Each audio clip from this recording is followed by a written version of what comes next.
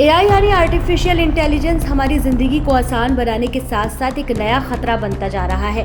खास तौर पर जनरेटिव एआई के आने के बाद से एआई का इस्तेमाल बढ़ता रहा है। हाल में सामने आई एक दर्दनाक घटना ने एआई के जरिए होने वाले नए खतरे की तरफ सबका ध्यान खींचा। हालांकि हर चीज़ के दो पहलू होते हैं जिनके बारे में हमें सोचने की ज़रूरत होती है। दरअसल एआई के इस नए खतरे का आभास अमेरिका राज्य फ्लोरिडा के एक दर्दनाक मामले की वजह से हुआ।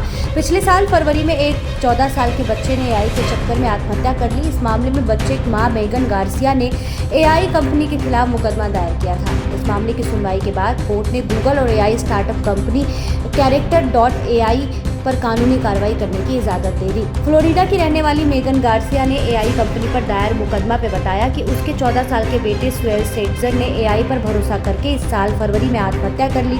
आत्महत्या करने से पहले सेवेल कैरेक्टर.एआई के चैटबॉट के साथ चैटिंग कर रहा था। मेगन का आरोप है कि एआई के उकसाने की वजह से ही उसके नाबालिग बेटे ने आत्महत्या करने का फैसला किया। अमेरिकी डिस्ट्रिक्ट जज एनी कॉनवे ने अपने फैसले में कहा कि कंपनियों ने कानूनी कार्रवाई के इस प्रारंभिक चरण में यह प्रदर्शित नहीं किया कि अमेरिकी संविधान की मुक्त भाषण सुरक्षा में उन्हें मेगन गार्सिया के मुकदमे से बचाया था। यह बच्चों को मनोवैज्ञानिक नुकसान से बचाने की कथित विफलता के लिए एआई फर्म के खिलाफ अमेरिका में पहले मुकदमों में से एक माना जाने वाला मुकदमा है, जो दर्शाता है कि एआई संचालित चैटबॉट के प्रति जुनून विकसित होने के बाद किशोर ने आत्महत्या कर ली। हालांकि कैरेक्टर.एआई और गूगल से इस मुकदमे को लड़ना चाहते हैं और अपने प्लेटफॉर्म पर नाबालिग की सुरक्षा के लिए उपायों को नियोजित करने की बात करते हैं। इस मुकदमे की सुनवाई करने वाली जज ने टेक कंपनियों के सभी दलीलों को नकार दिया।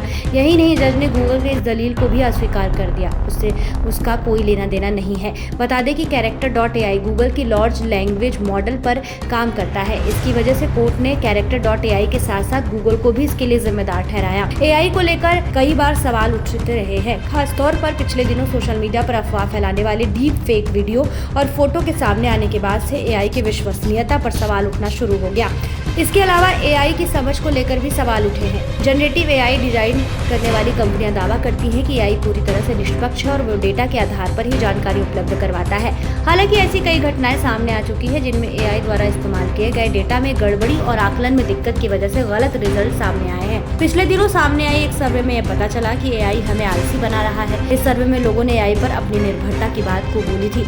एआई की वजह से ही वो किसी चीज के बारे में रिसर्च करने से बचते हैं और एआई द्वारा दी गई जानकारी पर निर्भर रहते हैं। इस सर्वे के मुताबिक एआई लोगों को आलसी बनाने के साथ साथ उसकी सोचने समझने की शक्तियों को भी खत्म कर रहा है।